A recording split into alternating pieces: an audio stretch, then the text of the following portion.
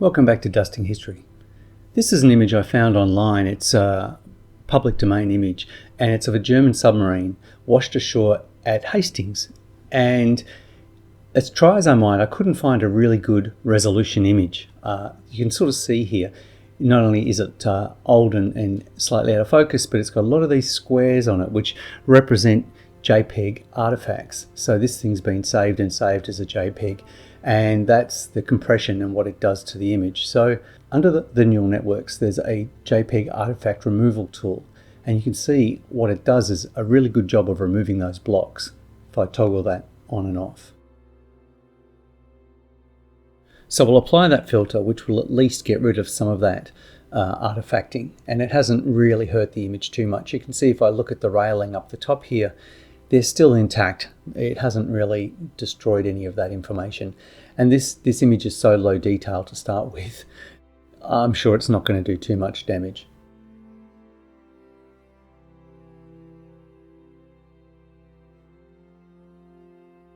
Now, looking at this image, you can sort of see this perplexes me quite a bit. These people are missing their feet, and it makes me feel like this image has been tampered with in the past. It's not exactly as it would be if we had the negative to scan. And I think that small person on the right with the white hat is in there twice. So using the remove tool, I'm going to delete these people.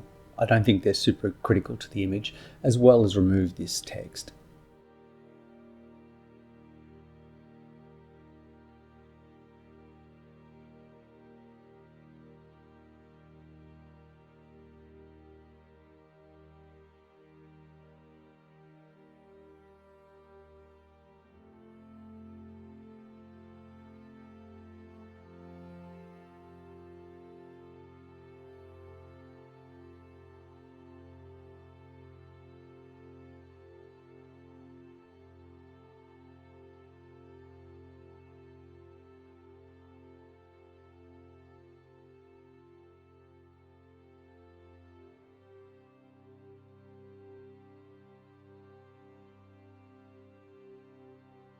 Now, I tried a couple of times to use generative fill to create some legs for this girl, but really struggled to find anything that was actually useful here.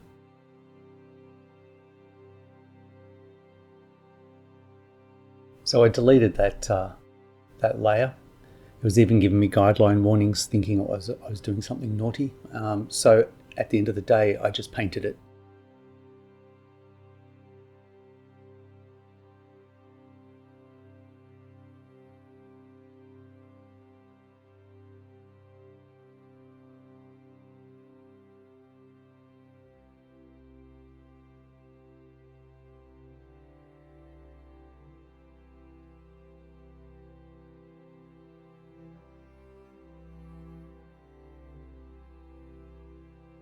Next, I'll knock the color out of this image. Adjust the levels a little bit.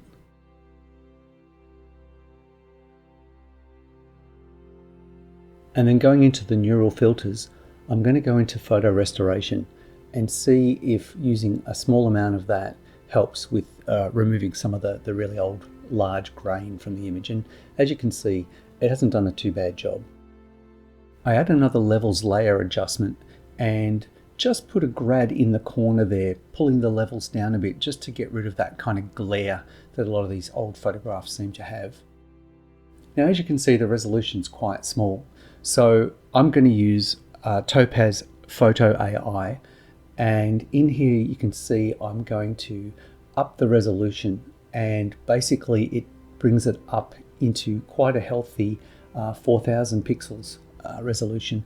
And you can see when I pan around, it's doing a pretty good job of sharpening up some of those details. Some of it's a little over sharp, a little bit ringy, but I'd prefer that over having a blurry looking image.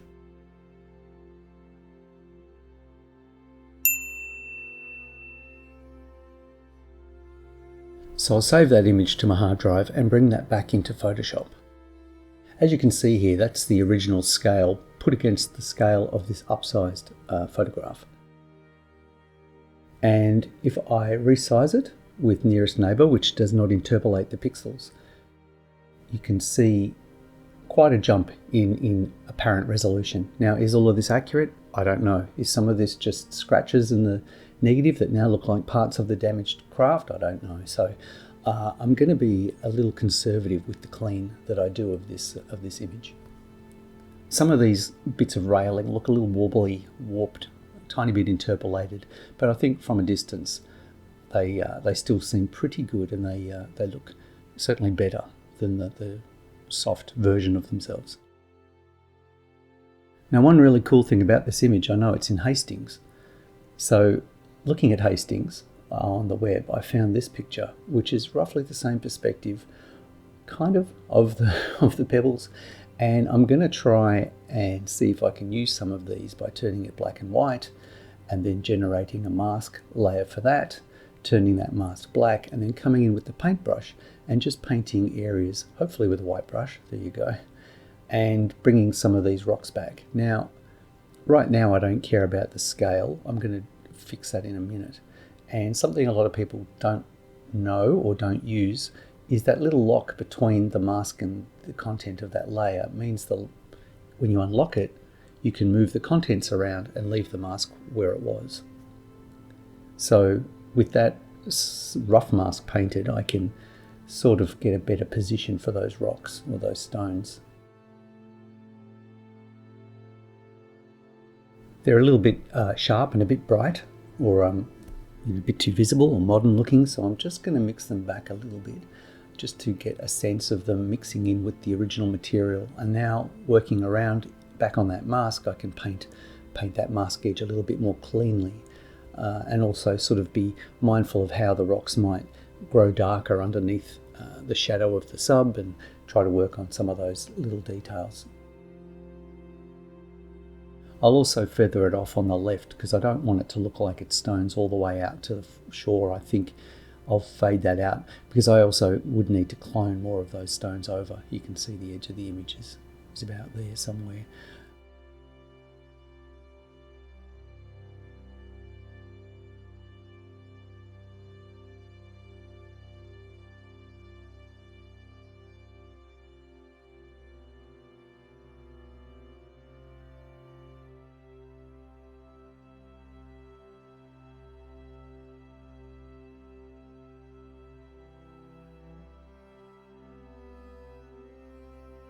So here I'll just grab a very large soft brush and softly paint back some of my stones so they feather off.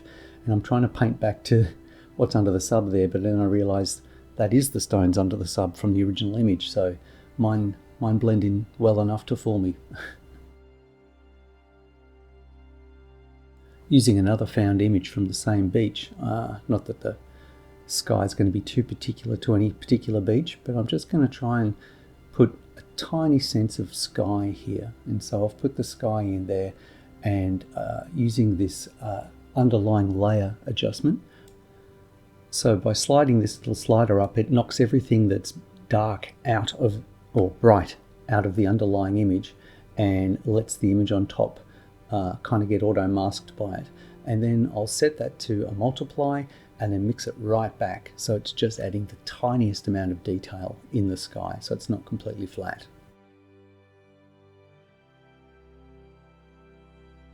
Now on to despotting. This is 600% sped up.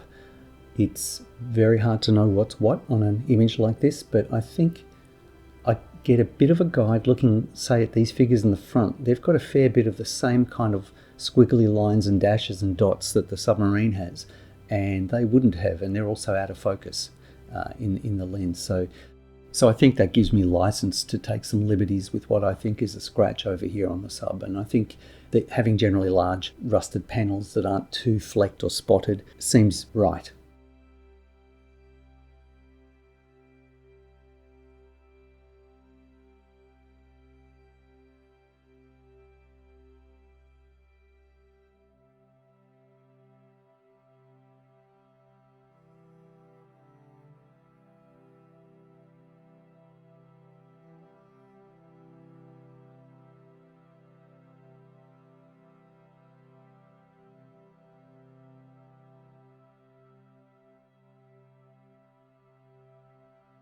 Great, I'm pretty happy with that progress.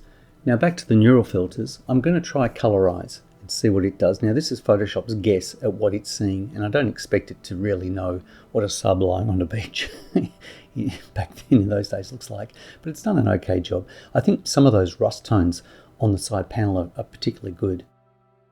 On the top layer here you can see I've added another version of a colorize, and that's from palette.fm, and you can go there and it will do exactly what Photoshop's neural network does, but it sometimes does a better job. I'm not crazy about this blue here, so I've set a mask and I'm painting from the palette.fm version back to the Photoshop neural network version and just choosing where I prefer one over the other. I like the way this rusty panel contrasts with those grayer stones.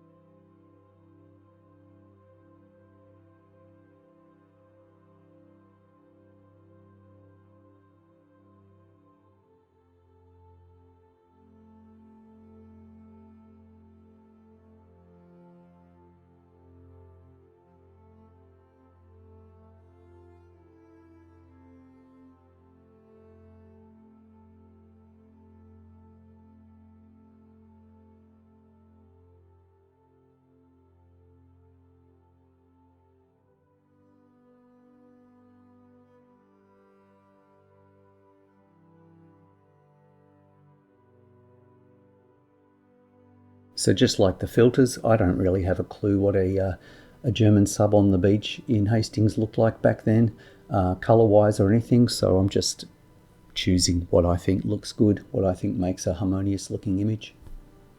And you can see I've added a layer on top. I've set that to color as well in the Math Ops, and I'm just painting flat colors here and there where I feel like selecting. So selecting some of this grey rock over on this side of the buoy and then painting some of that over on the left hand side.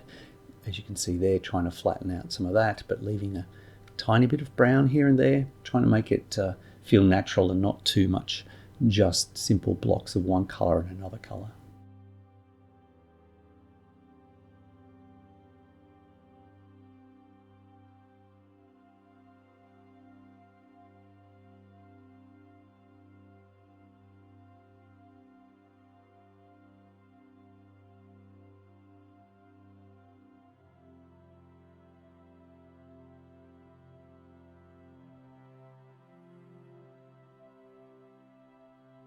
A few more little touch-ups here and there. I come back later, I didn't record it, but I make this gentleman's clothing more blue. I think there's too much red in it. But generally speaking, I'm pretty happy with where that's sitting. So here was the original resolution, and you can sort of see the final result. I'm just going to zoom around and show you a few before and afters. Now, is this historically accurate? I'm not sure. You know, what does that matter? I guess I'm doing it just for the fun of it and for something to satisfy myself, really.